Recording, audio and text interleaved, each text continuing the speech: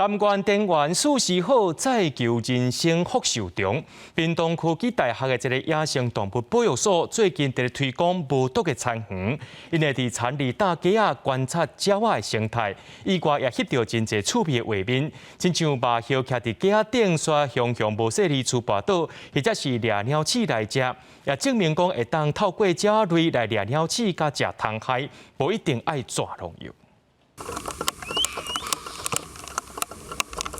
两只麻雀徛伫车架顶，因为风真透，因尻川翘翘，要是徛袂知，结果其中一只骨倒啊！屏科大伫高树善导书院遮的往来园设伫车架，两当来翕到真侪鸟仔精彩的生活。透过这个老鹰栖架呢，有机会可以吸引到一些猛禽，像是黑翅鸢，好到农田里面来帮我们抓老鼠。然后我们在栖架上面放这个自动相机，就可以拍到很多就是他们在栖架上面这些精彩的画面。这支车架记录真侪鸟仔生态，亲像鸟鼠偷食往来，麻雀就甲鸟鼠掠来食。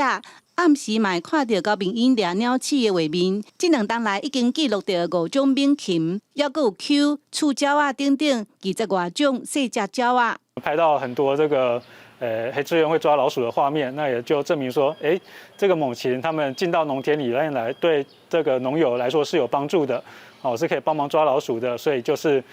也鼓励大家说，尽量去不要使用老鼠药。 这种会伤害猛禽的这个有毒的东西，那我们就请老鹰来帮忙抓老鼠。善导书院4棵位啊，拢是友善农园，无毒的环境，下鸟仔来遮讨食，嘛记录自然界的生态。屏科大希望推广无毒作息，只要甲空旷至少50米以内无大树甲电火条的农园，拢会当设置车架记录鸟仔的生活。记者陈嘉文、赖伟哲，屏东报道。